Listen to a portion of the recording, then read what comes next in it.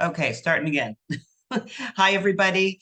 And today we're going to walk through the paper. And this is, like I was saying, this is a good Zoom to attend because it's our first paper and the others will follow this very same pattern. So this coming to this is very helpful. And what we're going to do is we're going to look at the paper, talk about the paper in general, then we're going to look at it specifically. And we're going to go through both of those arguments together. And I'm going to give you what I have been calling a way through the woods, like exactly how you can do what you can focus on in your analysis and sample language and stuff. That doesn't mean you have to use my suggestions. It just means that here's one way that you could approach every aspect of the paper.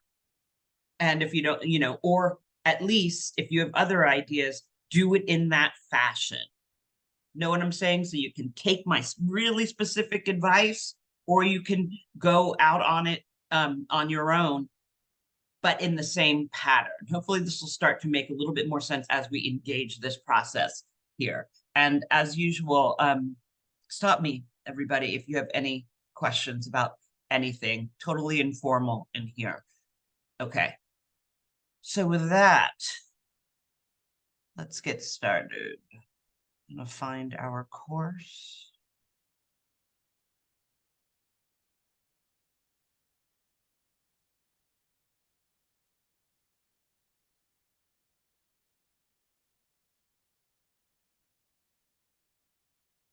Okay. So here we have week 10. And for this week, we're doing the paper. And it is based on the stuff we read last week and the work we did toward that paper last week. So by the way, I have graded everybody's summaries. What I've done so far is I just glanced at everybody's discussion board post to see which side you were planning on focusing on for your paper, the Murray or the Savulescu side, because you will be writing your paper on one or the other, not both. Meaning that if you are analyzing and focusing on the Murray argument, you will not mention Savulescu whatsoever. And conversely, if you're focusing on your paper on the Savulescu argument, you will focus only on that argument and not mention Murray whatsoever. So what I've done so far is I've glanced at your answers to the discussion board to see what you're planning on focusing your paper on, which side. And you're not stuck to that, by the way. If as a result of this conversation you want to switch, you can. But I just wanted a preliminary answer. But based on that, I graded your summaries. Like if you said you were doing your paper on the Murray side, that's a summary I focused on when I graded your assignment, and I let you know whether or not it was ready to go into your paper.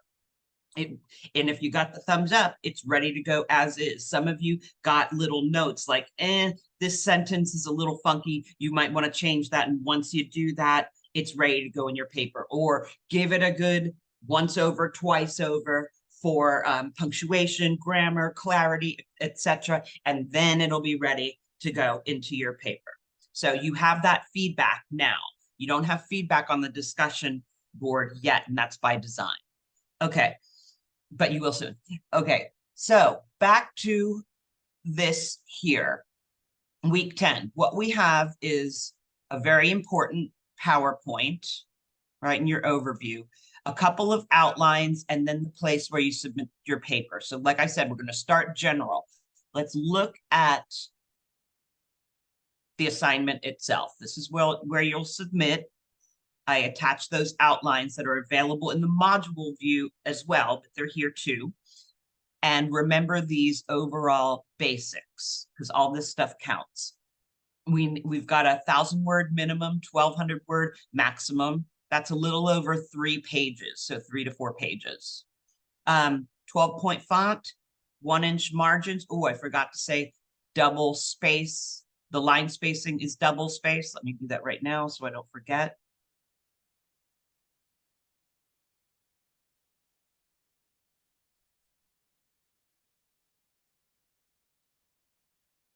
All right, now that's in there. Okay, all of this stuff, technicalities, but it's important. It's going to count in your grade. You don't need a bibliography or works cited page for the paper, so no parenthetical documentation. You're accomplishing all that kind of stuff in your introduction. Don't include your name, class info, date, anything like that. Just get down to business. Here is the rubric. You can look over this on your own. This lets you know the criteria for your points and etc. I know these are so dull to read, but they're really useful and let you know how things are being graded. The other thing I'm going to do once I grade your papers before we get into the meat of the matter is everybody will get a personalized recording, an MP4 that goes through your paper, and it'll just be a few minutes long and just tells you exactly what went right or what went wrong and how to fix it if necessary for the next time or for the potential rewrite that you can do in the last week of the course. But again, all of our papers, the next one on the organ issue and pretty much the last one as well, are going to follow this format. So let's go back to the module view. Before we get into the specifics of the performance enhancing drugs arguments, I want you to take a look at these outlines. And I'm going to explain why I offered just these two options. First, let me go ahead and do that. One says specific outline for strong but uncogent route, right? If you're going that route, you use this outline. If you're going the strong and cogent route, you use this outline. Some of you may be wondering, well, why isn't there one for weak, hence uncogent? And I'll tell you why. Because I don't think the arguments are weak. That's really why. Remember that strength in an inductive argument has to do with whether or not the premises are relevant to the conclusion and cover good enough ground to justify it.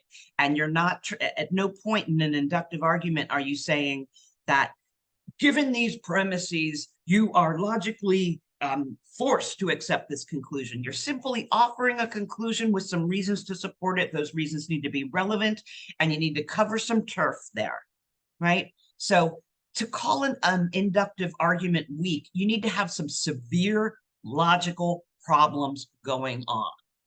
And I don't see that here. First of all, not only do I not see that, but both of these articles have gone through the peer review process. And it's one of the first things you can check for as a peer reviewer is the logic of somebody's argument. You barely even have to pay attention to fact checking. All you have to do is, where's this person's conclusion? What reasons are they offering in support of it? And is the logic okay? Right? So these articles have already gone through peer review and have been published in peer-reviewed journals. So they've passed the test. I say they're both strong or relatively strong arguments. Cogency, however, is another question.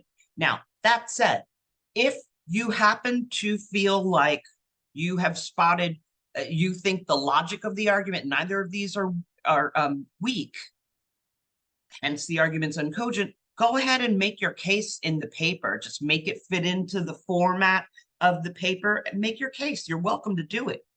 But I don't recommend it because I don't see it. That doesn't mean I won't listen to you if you make that case, however. But you really got to know your stuff if you're going to do that. You can't be mixing up strength and weakness and cogency and uncogency. Know what I mean? Okay. So let's just, before we get into those articles and each side, and I give you that way through the woods. Sorry, my dog's licking my foot. All right, let's look at one of the outlines. It is your recipe. Most of the students that I've had in the past who've knocked this out of the park on the first go round work the outline. Just work the outline. I've given you everything that you need to do. Introduction. So this is, again, we're looking at the outline that's going the strong but uncogent route. This will make more sense when we get into the PowerPoint on the arguments themselves, but just for to get it like structured in your head, this is what you're going to do. Got an introduction. By the way, the highlighted section headings like 1, 2, 3, don't put those into your paper. Just write the paper. Don't double space the entire thing. Don't provide extra space in between each paragraph or section. Just write the paper. No section headings. This is just for your benefit to show you like the bones of the paper. Okay. All right. So in the introduction, you have 2 or 3 sentences about the issue in general. Performance-enhancing drugs has for a long time been a scourge of blah, blah, blah, blah, blah. Many people think that blah, blah, blah, blah, blah, blah. You know how that kind of stuff goes, right? A few sentences about the issue in general. Then a sentence that mentions the author's name and title of the article. You're going to italicize the title, right? So in his paper, Making Sense of Fairness in Sports, right? You can italicize that or you can put it in quote marks, but no both, not both, your choice. Thomas Murray claims that the ban on PEDs in sports should be maintained. Okay, that's this part. Next is your thesis statement. Your thesis statement is not going to say anything like, I support this and think that as well. Your thesis statement is about the strength and cogency of the argument, right? So your thesis statement. In this paper, I plan to argue that Murray's argument on PEDs is strong, but uncogent. Then you provide a map of the paper. First, I will summarize Murray's argument, let's say, including the dominant bioethical principle which underpins it, as well as the one, least emphasized. Next, I will present the argument in its standardized form and carefully explain why, although logically strong, the argument is ultimately uncogent. After that, I will offer suggestions for improvement so that the argument will be cogent. I will conclude with some final thoughts.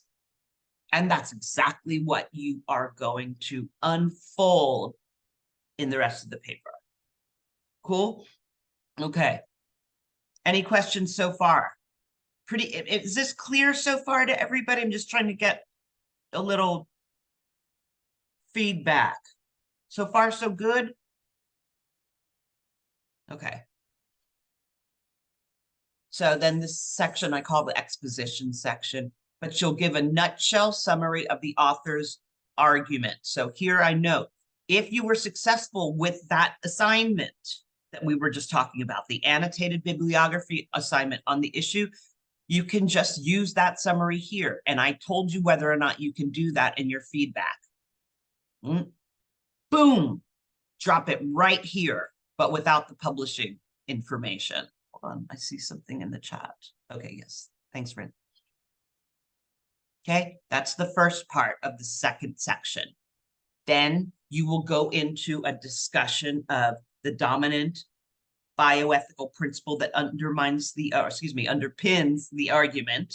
1, 2, respect for persons, beneficence, or justice, and 1 or 2 sentences that support this claim. Why do you think that is the dominant one? Remember, in any bioethical issue, the aim is to keep those 3 principles up in the air, like if you were juggling, right? You want to keep them, they're all important to a bioethicist.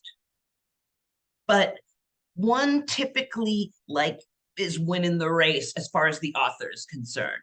One kind of pops over the others. That doesn't mean that it suppresses all the others and stamps them out of existence. It just means, yeah, all of them are kind of represented, but one's edging out a little bit. The author seems to be a little bit more concerned with, let's say, respect for persons than for justice. That is not to say that all of them aren't acknowledged in some fashion. Now, those principles are not acknowledged in an explicit way.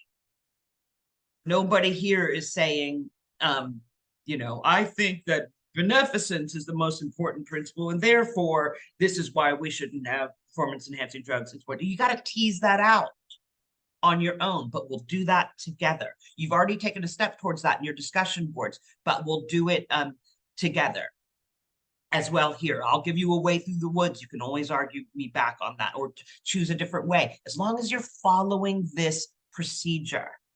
What do you think is the dominant one? And a few sentences that show me why, that explain why you think that. What supports that? Support that claim. Then, which of those bioethical principles seems to be less emphasized than the others? Offer a sentence or two to support that claim.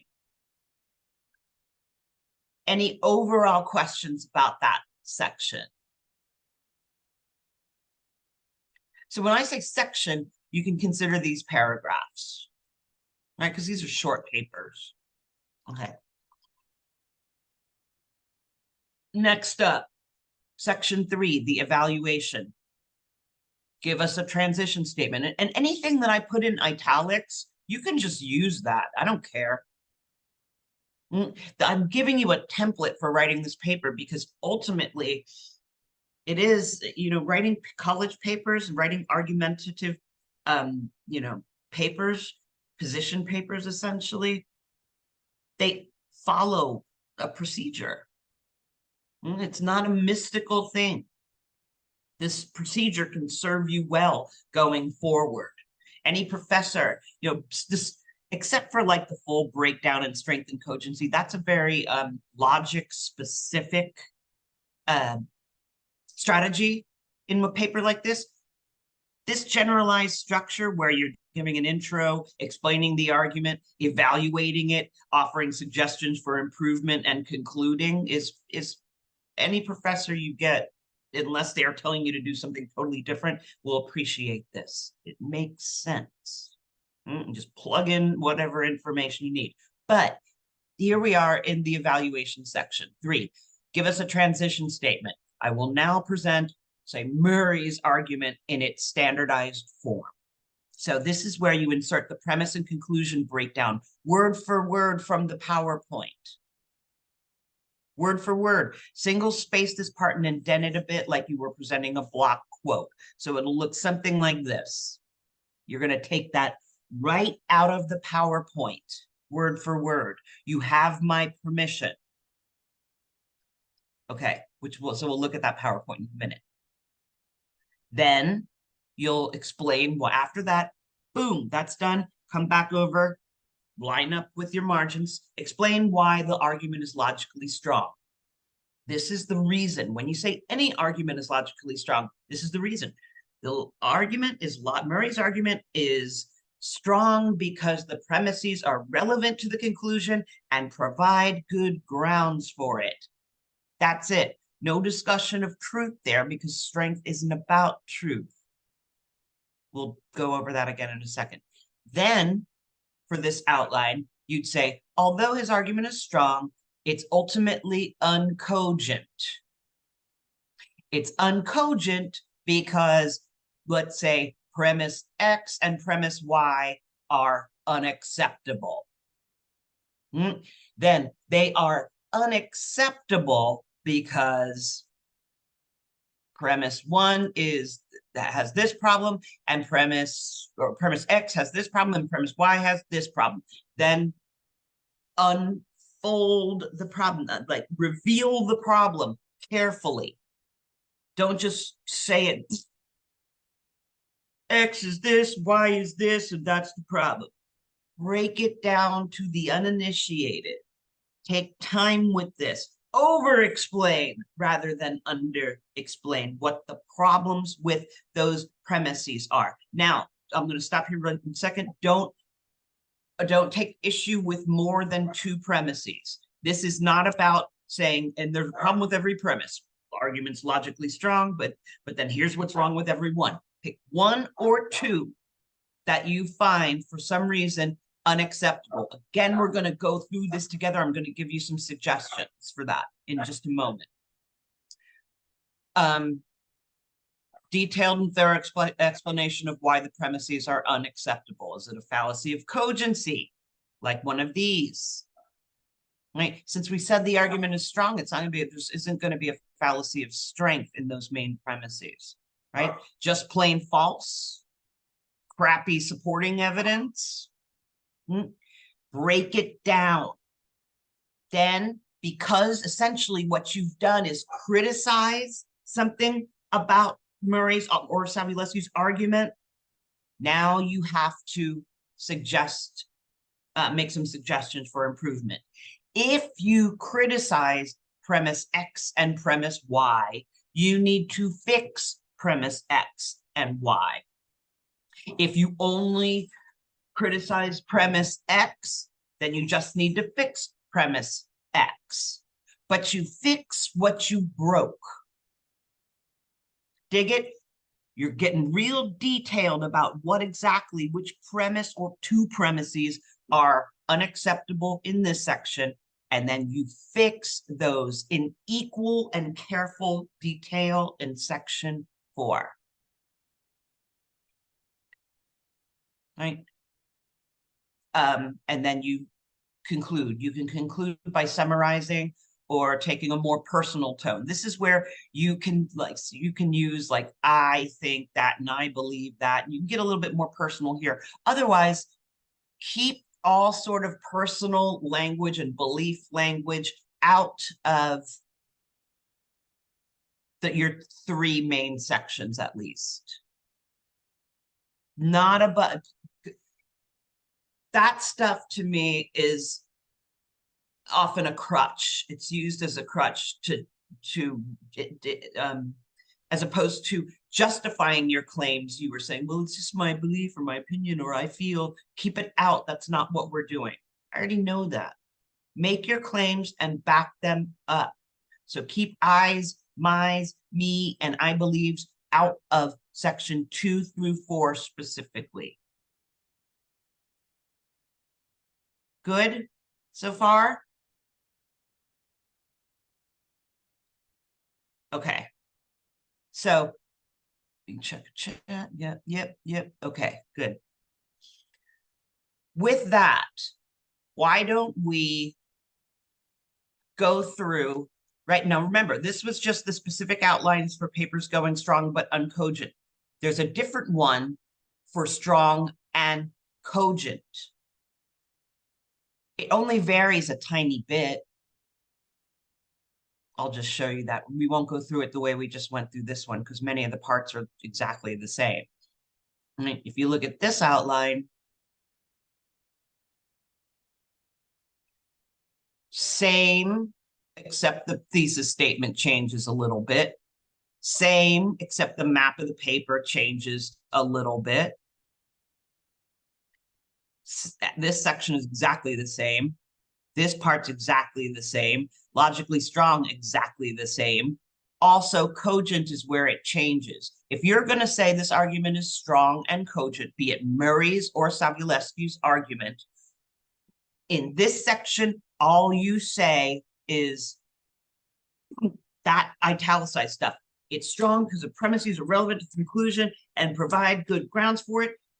Murray's or Savulescu's argument is also cogent.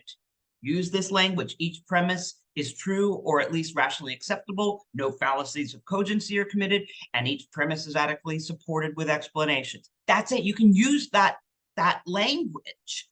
Don't go into detail by saying premise 1 is true or acceptable because of this and that and the other. Premise 2, don't do that. It's a common mistake. I don't know why people do that, because every discussion I have, I just try to hammer it home. Don't do that. That if you're going to go this route, and as a matter of fact, I don't suggest this route. This is harder, in my opinion, because what you are doing here in your evaluation is you're saying this argument is solid top to bottom. Then you need to come into section 4 and say, some may claim that this argument is strong but uncogent because premise X is this fallacy. They may say that it's this fallacy because ba ba ba ba ba ba ba ba ba ba and dee da da ba da da da da dee da da. To them, I would claim that that's not the case because do da ba ba ba ba ba ba. You defend against a counterattack in that section. That is a more challenging approach to take. It takes a little more pivoting on your feet because what you're doing is essentially supporting it. The argument you're saying, look, strong, logically strong and cogent, then you're out of that section. Then you are saying, I can imagine that somebody might come at me this way or that way. To them, I would say this or this. It's a little bit more of a chess game than the other way. So for the first paper, everybody, I recommend you go the strong but uncogent route. It is easier, for lack of a better word, but you don't have to. This outlines here in as much detail as the other one. Okay, now we're about to, oh, we're doing good. We're about to go into the arguments themselves. And for the Murray, we'll look at Murray first, and I'll give you a way through the woods. We'll look at Savulescu, and I'll give you a way through the woods, which you are welcome to use. Not obliged to use, but you're welcome to use. Okay, ready?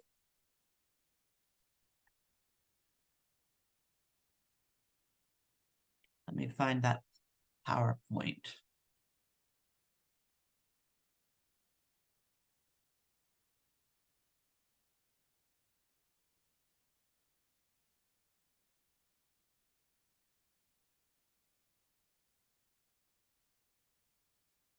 I just saw a chat. Hold on one second.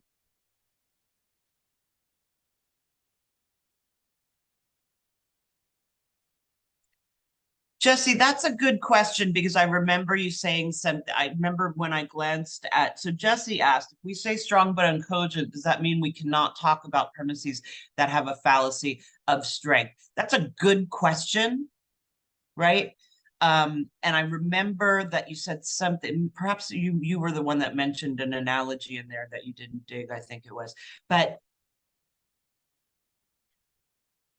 here's the short answer. I wouldn't do that this time, right? Because then you're getting into, because there's no need to, right? When we go through this, you'll see that there's really no need to. There are other ways to come at this argument. That's like another level, right? Because each of these main premises we're about to look at, these 5, like in support of Murray's conclusion, they also have sub-arguments underneath them. And the whole way that the arguments function in terms of sub-arguments is like next level stuff that you don't need to get into. But you could, how about if I, Jesse, either tell me or type which side you were thinking of again. Were you talking about the Savulescu side? Yes, Savulescu. Okay, that's what I thought. When we get there, hold off on that thought. When we get there, I'll address what you're talking about. Is that cool? Like when we're in context. Yeah, that sounds good. All right, right on. Thanks. Now, here we go. We're starting with Murray. Okay, here's the standardized argument. So remember, everybody, when I said this goes into section 3, the evaluation section. If you're doing your paper on Murray, this is your breakdown, your standardized argument. Word for word, you are not plagiarizing. You have my permission. Use this. Except, of course, fix your formatting and stuff. There's often I'll have students that'll copy and paste and put it in there, and then it'll look just like this. And it's like, yo, make the paper look nice, adjust the formatting, but language wise, use it. Here is his argument. 5 premises, conclusion. Murray says ban on PED should be maintained. Okay, Murray, how come? For these 5 reasons. Now we'll talk it through for a second. Ban on PED use preserves the meaning of sports. Lifting of the ban would have a coercive effect. Partial lifting of the ban would be pointless. If it was lifted, then either athletes could either refrain and give up their competitive edge or join the spiral of use. And 5, opening the doors of sports to drug use will accelerate the dominance of doping gurus over athletes. And for these 5 reasons, that's why the ban on PEDs should be maintained. Now notice each of these premises has a bunch of supporting evidence underneath it. So I essentially, this PowerPoint breaks down that paper for you. All right. But what we can do, if you remember, we've got the introduction first. Then we've got your summary and the bioethical principle discussion. This is where you could where you say, you make your claim. This bioethical principle is emphasized over the others, and you explain why or how. And then conversely, this one is less emphasized. I will tonight and tomorrow go through your discussion board posts on this. But what do you think? You can chat it to me. What do you think in just looking at these premises, or perhaps, yeah, just looking at the premises, or what was your feel? Which one do you think Murray is most concerned with? Respect for persons, that's the autonomy principle, beneficence, or justice?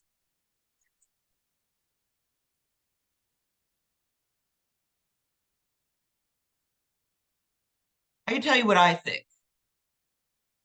I think you could make an equal case.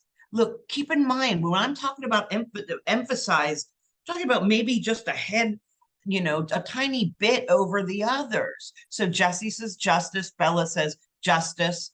I think that that's the case as well. Right?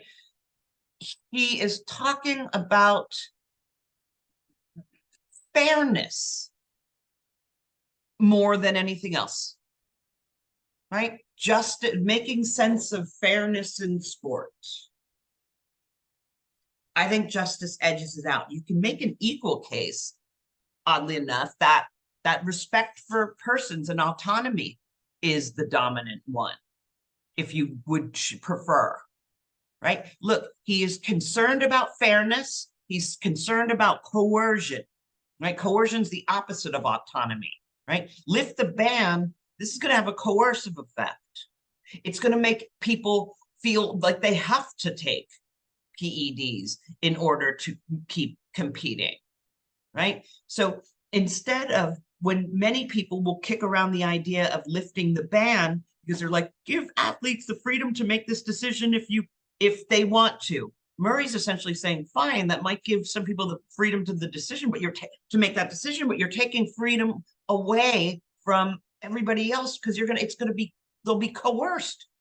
These people will have no choice but to take PEDs in order to maintain their competitive edge. That's an issue of autonomy. So I think you could make the case for section 2, in section 2, that either justice or respect for persons / autonomy are the most dominant principle or principles. You could even say both if you prefer. Just explain why. He shows a lot of concern for this and that and the other. You can see that in this quote, or whatever, however you want to support it, back it up in a few sentences. But I think that beneficence is the least emphasized of them all. That doesn't mean to say he doesn't acknowledge, you know, the physician perspective, or first do no harm, or the list of things that are important under the beneficence principle, because he does, but it doesn't pop as much as the others, in my opinion. Again, this is a way through the woods. As long as you're using the general structure that I have prescribed to you, change this up if you want to. I say a good call here is respect for persons, or justice as the dominant ones, beneficence as the least emphasized. Cool so far? Do you see what I'm doing is I'm telling you how to do this, and you can take this if you like. So far, so good. I'm checking in with you.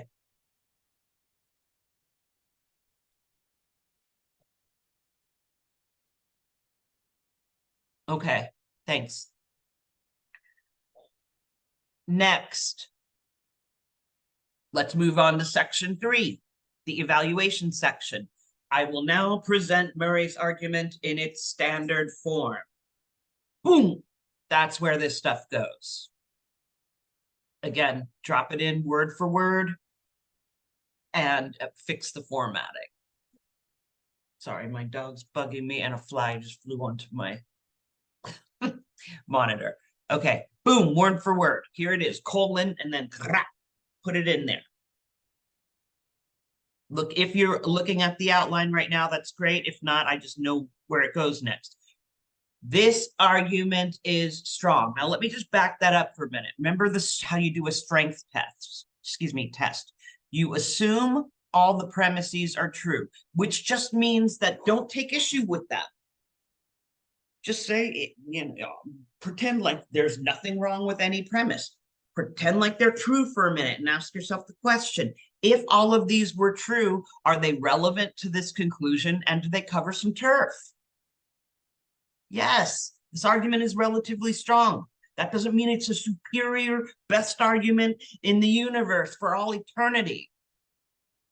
It just means it's not weak. Weak is a harsh indictment of the logic of the author of the argument. This is a logically fine argument. Premises are relevant to the conclusion and considered together cover enough turf. Cover enough grounds to justify it. However, this is if you're going to go my recommended strong but uncogent way. The argument may be considered uncogent because, let's say there's something wrong with a premise. Does anybody see anything that they might say is a recognizable fallacy of cogency? Any giveaways here?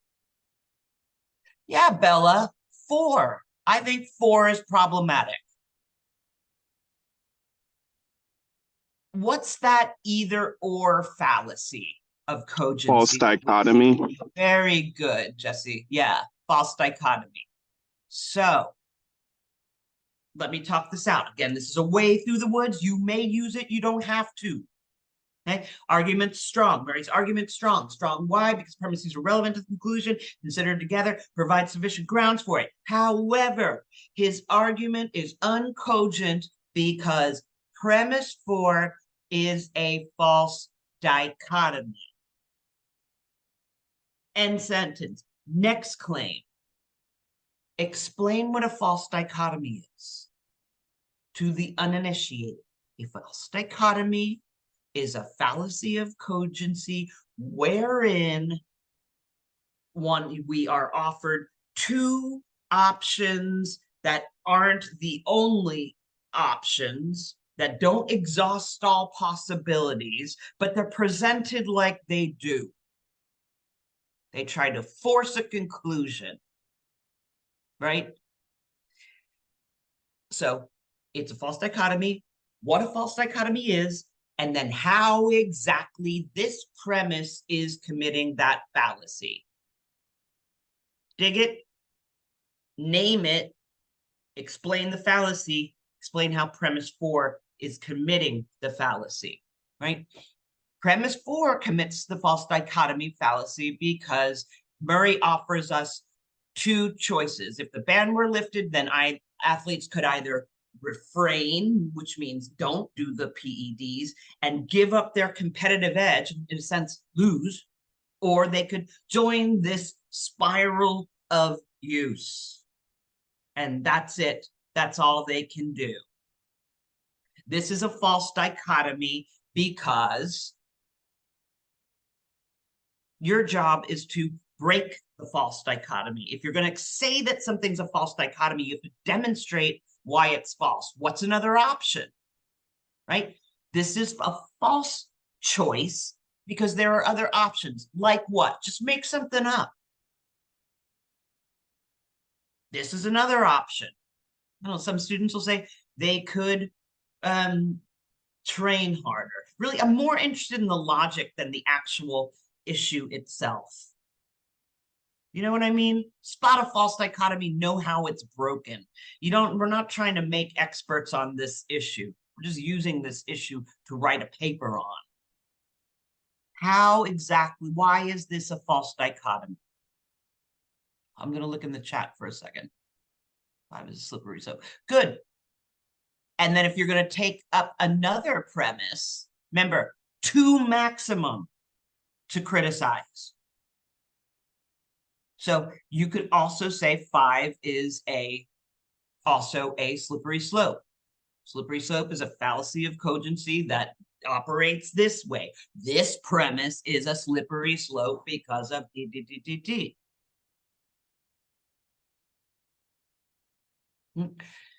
Now,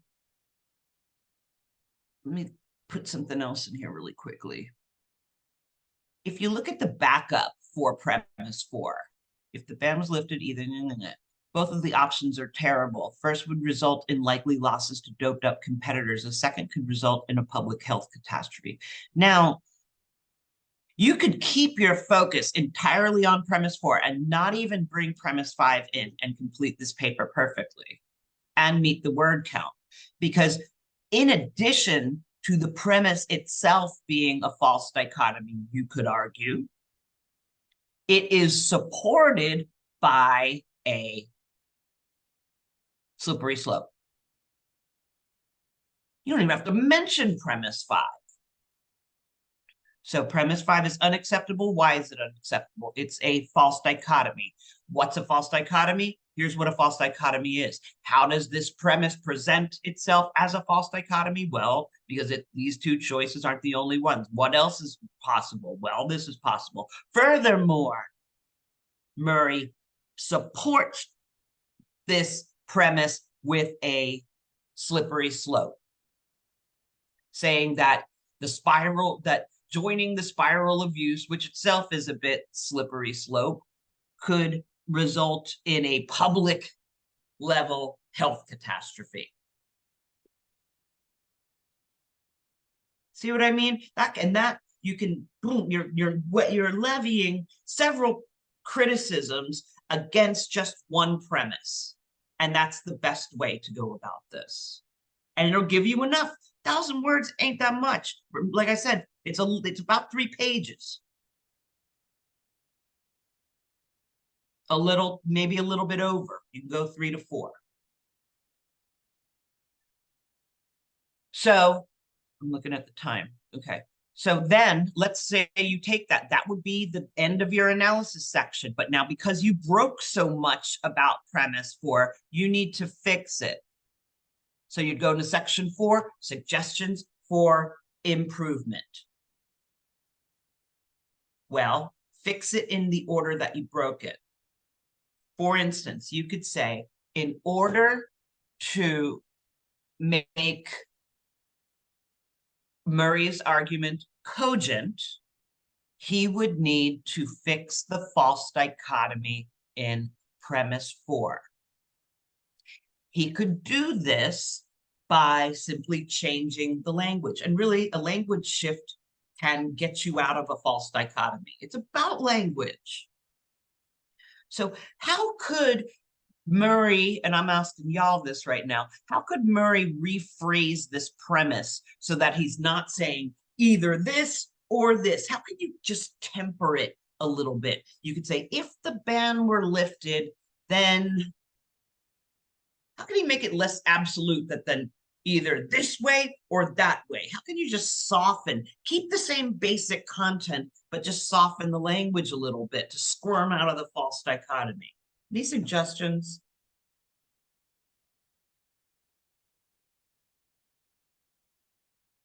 I'll give it to you then. And that's only because I'm trying to make sure to honor everybody's time, and I want to get through the other side too. This side takes longer because it's the first time we're going over this kind of stuff. It'll start to get very familiar, right? So Mary could, in order to make his argument cogent, Mary needs to get rid of the false dichotomy, fix the false dichotomy in premise 4, right? He could accomplish this with a language change, right? He could say, and then give the language change.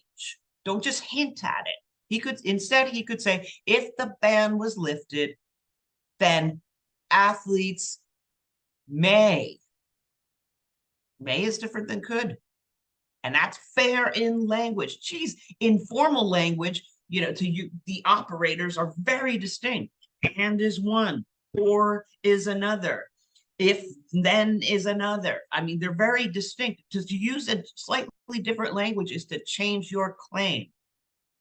If the ban was lifted, then athletes may be faced with a difficult decision, an undesirable decision. They may have to give up their competitive edge, or they may have to join a spiral of use. Seriously, that's enough of a tempering of the language in order to squiggle out of the false dichotomy. And that would be your suggestion for improvement. Then you conclude. So that is a way through the woods for Murray. Conversely, you could use those same tools if you want to do the strong and cogent side. You would just say, hey, here's the argument. The argument's strong because premises are relevant to the conclusion and provide sufficient grounds to justify it. It's also cogent because all the premises are true and or rationally acceptable. There are no fallacies here. Boom, end section. Then you would start the next section by saying, some may claim that Murray's argument is in fact strong, but uncogent because premise 4 is a false dichotomy. They would claim that, a false dichotomy is X, Y, Z, P, blah, blah, blah, blah, blah, right? You would explain it, that everything that we just said, but you just take a different position on it. Those detractors would say that it's a false dichotomy. Here's what a false dichotomy is. Those detractors would claim that this premise 4 exemplifies this fallacy because blah, blah, blah, blah, blah, blah.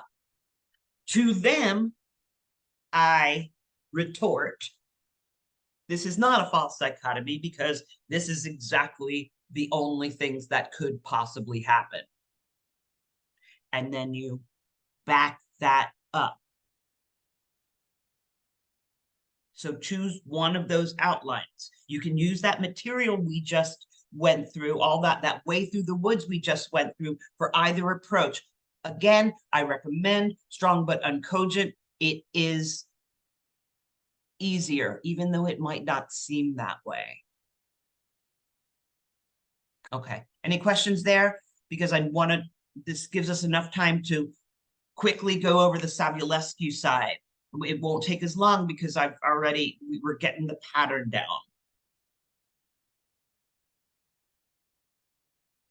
Okay. Here's the Savulescu. If you choose the Savulescu side, again, you choose one of those outlines. Same thing's going on, but with a different argument. So here it is. Again, I say this is a strong argument, meaning not weak. Strong because the premises are relevant to the conclusion and considered together provide sufficient grounds for it. But first, here's what he's saying. Hey, lift the ban. Let's permit PEDs in sports. How come? He says, cleaning up the sport's unattainable. If drugs were made legal and freely available, there would be no cheating in this regard. He's not saying there would be no cheating at all in any way. He's just saying, look, we make these rules. Right now it's like a reminder premise. Like, don't forget that we made these rules. We can fix them. If we're worried about cheating with PEDs, we can get rid of it by getting rid of the rule. Right? That's what he means by that. Don't take issue with that premise. It's really not a premise that's ripe with analytical possibilities, I don't believe. 3, performance enhancement is not against the spirit of sport. It is. the spirit of sport. Allowing PEDs would be more fair. Allowing PEDs would be more safe. So first, in section 2, we need the dominant bioethical principles. I say they're all represented really well here. But again, in this case, I think Savulescu's respect for persons and autonomy is popping more than the others. Yes, he mentions fairness because he's a good arguer. He knows that to write a bioethic, so is Murray. I think Savulescu's a little bit better. But Savulescu knows that to write a bioethical argument, you have to tip the hat to those 3 bioethical principles, or you're inviting criticism. So he says, look, would be more fair. There's a tip the hat to justice. Would be more safe. There's a tip to the hat to beneficence, right? But I think personally, Savulescu is more concerned with respect for persons / autonomy than any of the others. That's my suggestion. You can say whatever you want to here, just back it up. Okay, right? Autonomy, that's my vote for the Poppin principle here. Less emphasized, choose it. I actually think it's beneficence again. But you can make the same case for justice. Just make it. Now, here is where we needed the strength test. So get out of that section 2. Now we're in section 3. Argument strong. So let's use the strong and uncogent outline first. Strong because premises, everything we've said. Uncogent because of what? I think P4 and or P5, that is premise 4 and or premise 5, are the ripest for criticism here in terms of the cogency of the argument. So let's say here's a way through the woods because we're running out of time. Strong but uncogent. Uncogent, why? Because premise 4 is unacceptable, or you could even say it's a false cause. Okay, premise 4 is a false cause. Now, what's a false cause? A false cause is a fallacy of cogency wherein, define the fallacy. Then explain why premise 4 can be considered a false cause. Let's look into the premise a little bit more because that's where it really pops. Now, Jesse, this might be where you were talking about. Premise 4 is a false cause. How come? Well, I've got a different sort of reason than the ones that are addressed here. But Jesse, quickly, is this what you were taking issue with?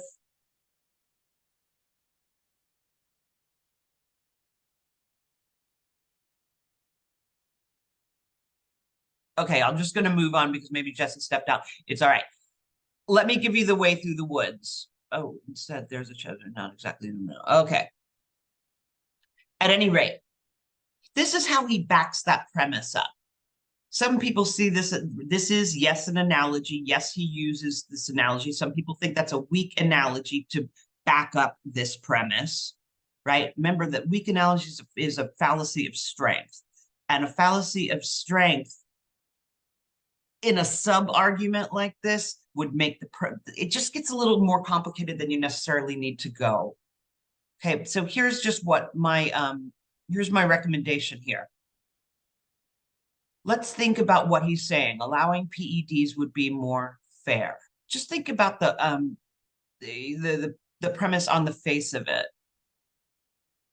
He's saying, look, this right now, we're still trying to award the athlete who has won the genetic lottery. How is that fair? Okay, dig it, dig it, dig it. But let's think about what his solution here is to, in tandem with this premise. So we should allow PEDs because it'll make things more fair. It'll give an edge to people who weren't born genetically gifted. And isn't that more fair? How is winning the genetic lottery fair? Okay, interesting point. But here's something that I wanted to, let me grab a whiteboard real quick. Let's take a look.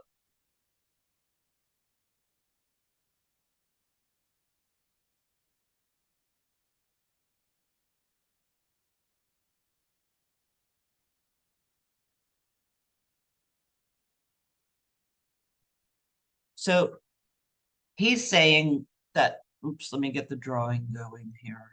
Come on, man. Okay. He's saying that as it stands, let's imagine there's 3 athletes and the height of their bar represents their, not their physical height, but their genetic potential. He's saying everybody's born with a different genetic potential. We are not born equal. Some people can see better than others. Some people can hear better than others. Some people have different types of muscle composition that makes them better suited for different sports. It's just the way that it is. All right, so A, B, and C were born with differing genetic potentials, right? He says, look, that's not fair from the outset. What he's saying is that allowing PEDs would make it more fair by leveling the playing field, because by taking certain PEDs, whatever they are specifically and specific to the sport, ostensibly, player A could take them to come up to player C's level. Player B could take them to come up to level C's, could level the playing field, right? So no longer does C have this unfair natural advantage. Everybody can fill that in by juicing up or whatever else that, is what you would do for that specific sport. But what is this ignoring? A can bump it up, B can bump it up. C can bump it up. Yeah, bingo. This ignores, it's saying leveling the playing, you're only going to get a level playing field in so far as the most genetically gifted doesn't do the same thing. Of course they're going to do the same thing. And this is exactly what Murray was talking about when he's saying join this escalating spiral of use. So this is how you can criticize the cogency of Savulesky's argument. So I'm going to stop the presentation, bring us back to the slide.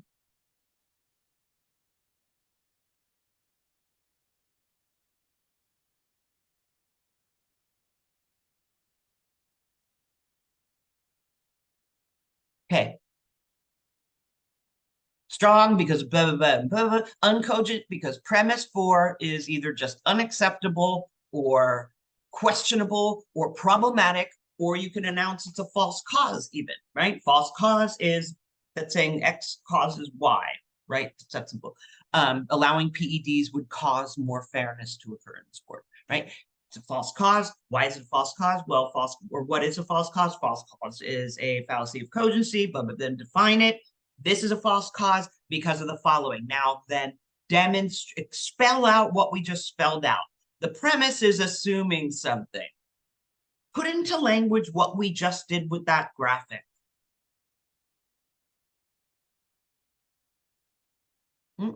That's it.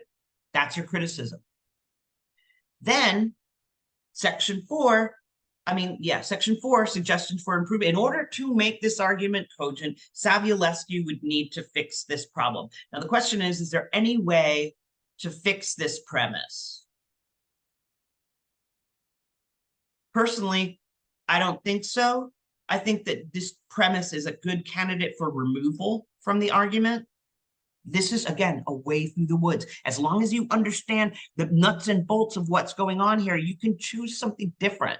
But I'm telling you, try this out if you want to. If you just want to get done with the paper, here's a way to go. I say that you could take this premise out. But if you are going to remove a premise, right, you'd have to say, look, because it's too problematic to fix, right? But if you're ever going to suggest for improvement, if your suggestion for improvement is the removal of a premise, then you need to address something. Because what you're effectively doing is you're taking out one level of grounds. So you need to make a claim. You could say this premise should be taken out, and it can be taken out without affecting the logical strength of the argument. Then you have to back that up. How come it won't affect the strength? Because he covers enough ground in other premises. Sure, you are removing a little bit of grounds here. He's no longer addressing fairness in that sense, but he can get by with the others. So removing this premise would not affect the logical strength of the argument. You'd be fixing it, fixing the cogency problem, and not harming the strength of the overall argument in the process.